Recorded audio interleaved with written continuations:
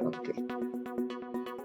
Ok, primero muchas gracias, Oleksi, por la entrevista. De verdad es muy importante para mí poder conversar contigo. Lo primero que quiero preguntarte es cómo te sientes, cómo estás viviendo estos días tan duros y tan intensos para ti. Bueno, primero muchas gracias por la invitación. A mí también es muy importante decir lo que pasa aquí y decir la verdad de lo que estaba sucediendo en Ucrania a todo el mundo hispanohablante e incluso a Bolivia. Uh, yo estoy más o menos bien, estoy en mi casa en Kiev, estoy en la parte sur de la ciudad y aquí no pasa ningunos combates por ahora. En general, la última noche fue bastante dura, hasta las 3 de la madrugada yo estaba en el sótano de mi casa, en el refugio antibombas, pero la segunda parte de la noche fue más tranquila. Y las últimas noches, como ayer, anteayer, eran más tranquilas en general.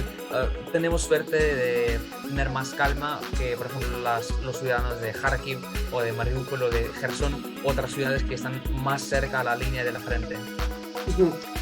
¿Cómo es un día para ustedes? Me refiero, ¿están todo el día en el refugio? ¿Pueden desarrollar algunas actividades normalmente? ¿Cómo es un día a día en este momento con la ocupación?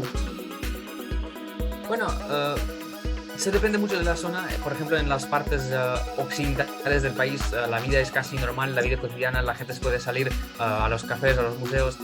En Kiev, en la capital, bueno, tenemos toque de queda, entonces por la noche no podemos salir.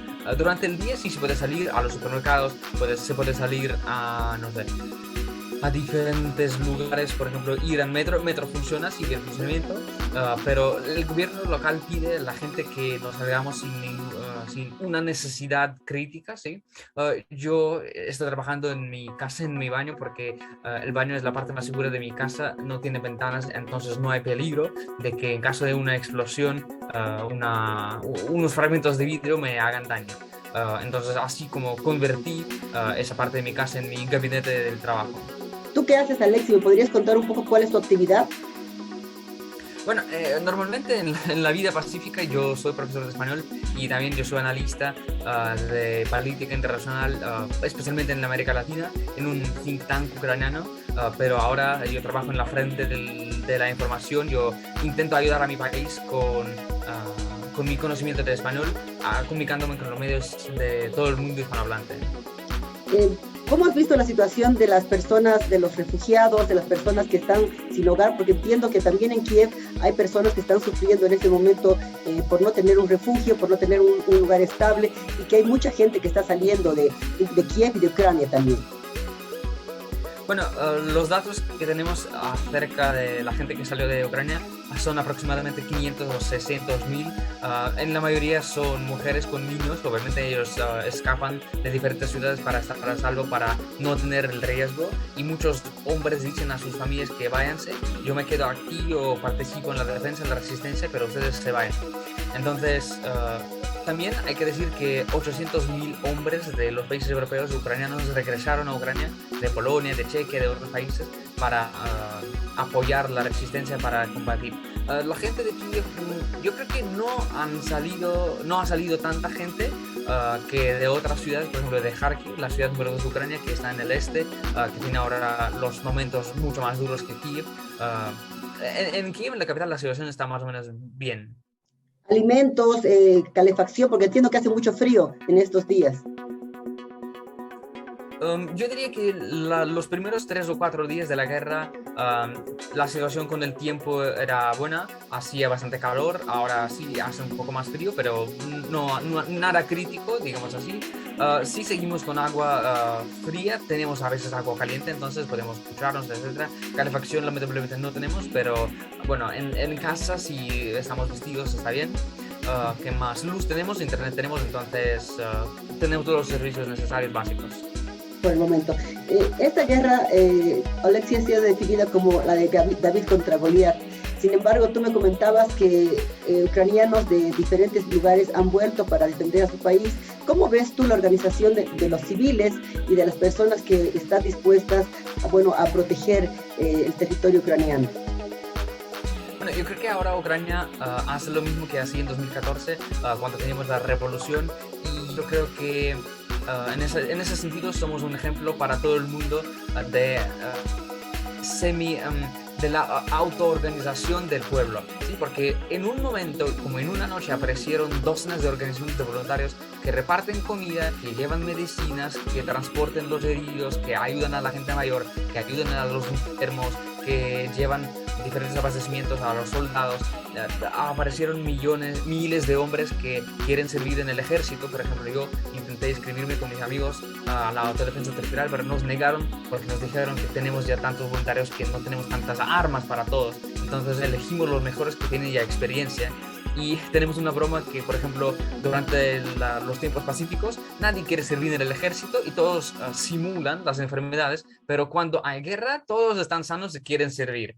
Y como la gente miente para entrar en el ejército. Por ejemplo, yo conozco unas personas que intentaron sobornear a los centros militares para que les acepten. Entonces, la resistencia y la organización civil es muy activa, es increíble. Creo que yo no he visto en ningún país algo parecido. ¿Tú crees que esto hay una voluntad férrea del pueblo ucraniano de no dejar que esta invasión prospere? Sí, y es que ya tenemos esa experiencia de esa autoorganización de la revolución de 2013-2014, cuando también aparecieron docenas de organizaciones de voluntarias que hacían todas las cosas, que transportaban, recogían las ropas, que transportaban los refugiados, que llevaban el equipamiento militar que necesitamos aquí desde otros países de España, de Francia, de Alemania, de todo el mundo.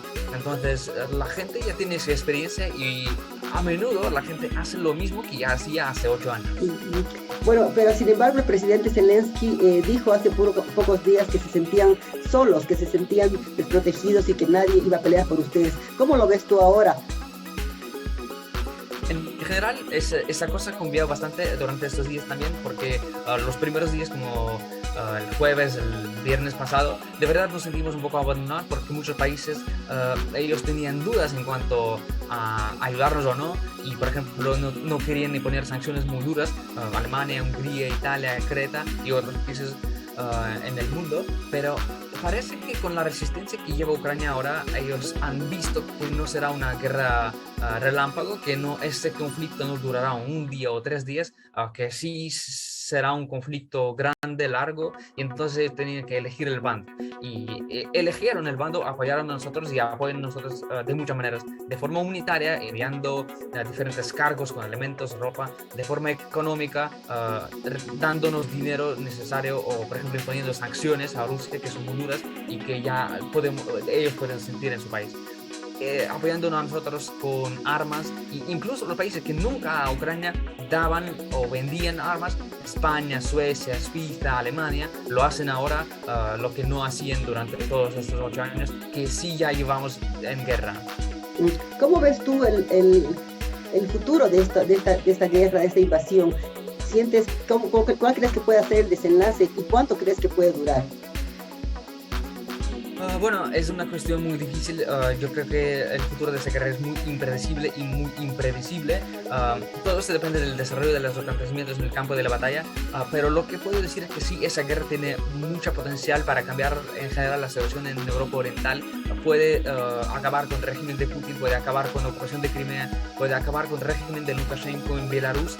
Se depende mucho de cómo se desarrolla la situación económica en Rusia y cómo se desarrolla la situación en campo de combate en Ucrania.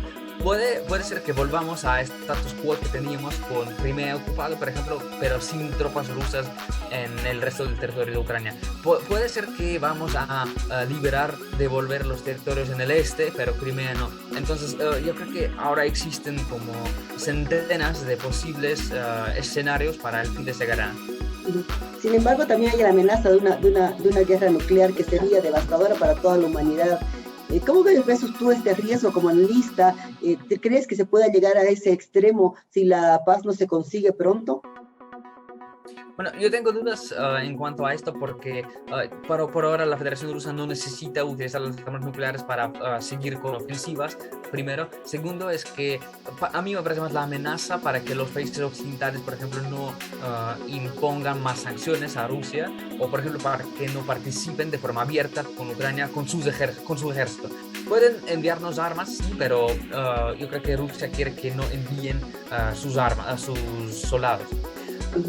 Número 2. Número 3, yo creo que la élite de Moscú, la élite de Rusia, entiende ya poco a poco que esos planes de Putin de lanzar una guerra nuclear es una locura total, incluso para ellos, porque sí pueden bombardear Kiev con armas nucleares, pero ellos después tienen que vivir en ese mundo y aquí tenemos muchos problemas. La radiación puede contaminar también territorios de Belarus, que es su aliado, su socio, puede contaminar incluso el territorio de Rusia misma, ¿sí? Es irreversible, es caótico.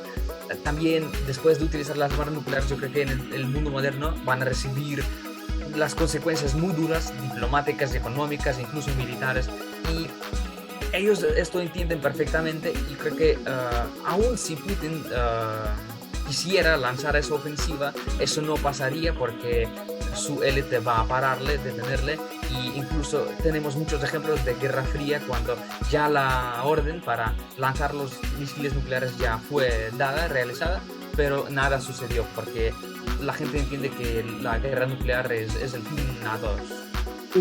Así es.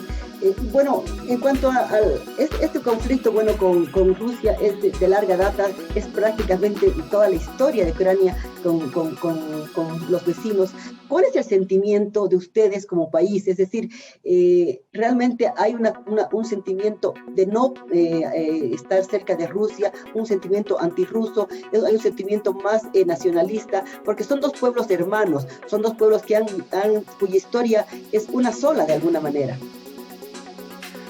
Bueno, es que decir que somos pueblos hermanos es lo mismo que decir que españoles y portugueses son pueblos hermanos o italianos y franceses son pueblos hermanos.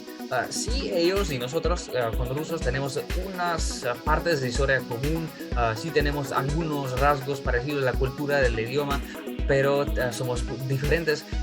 Los rusos no entienden el ucraniano y los ucranianos que hablan solamente ucraniano y especialmente el ucraniano no pueden hablar ruso y unos incluso no entienden ruso. Entonces, yo no diría que es así, que hacemos lo mismo, ¿sí? Pero sí, ahora tenemos obviamente el sentimiento muy nacionalista muy fuerte y sentimiento muy antirruso muy fuerte. Y eso se puede entender de forma fácil. Ellos nos atacaron ya 2 veces en 10 años. Ocuparon primero Crimea y empezaron la guerra en el este. Ahora siguen con ofensivas por todo el país. Y aunque dicen que están bombardeando solamente las metas militares, sufren civiles.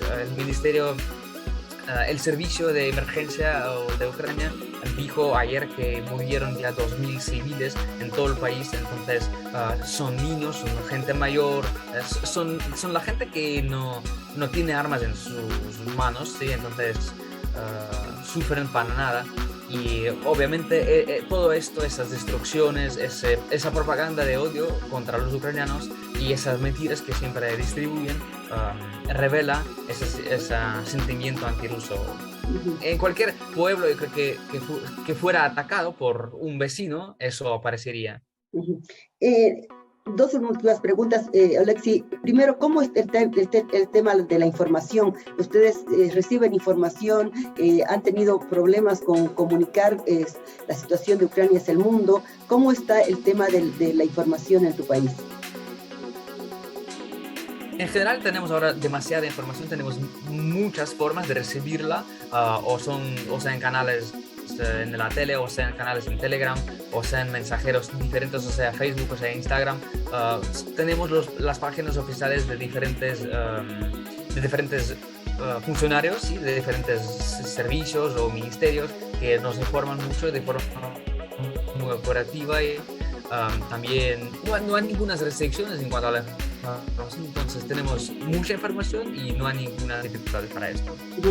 Bueno, y para terminar, primero agradecerte mucho, desearte que estés muy seguro, que estés bien, que realmente esto no dure mucho y que la vida vuelva cuanto antes a la normalidad. No sé si tienes algunas palabras para dirigir a, este es un medio boliviano, latinoamericano, tenemos 76 conciudadanos bolivianos ahora mismo en Ucrania, y quisiera tener, bueno, algunas palabras tuyas de despedida y algún mensaje tuyo.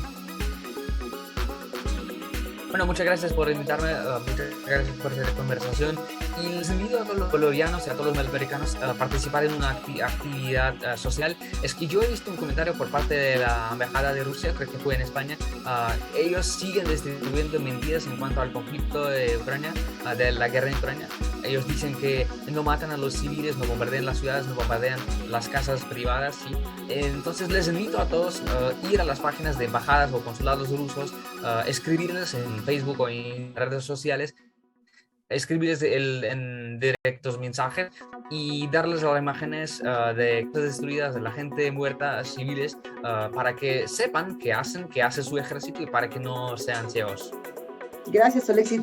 De verdad, nuevamente, muchas gracias y te deseo realmente todo lo mejor y que esto acabe pronto y podamos nuevamente conversar en un clima de paz. Muchas gracias. Muchas gracias a ustedes. Gracias, Alexis. Gracias.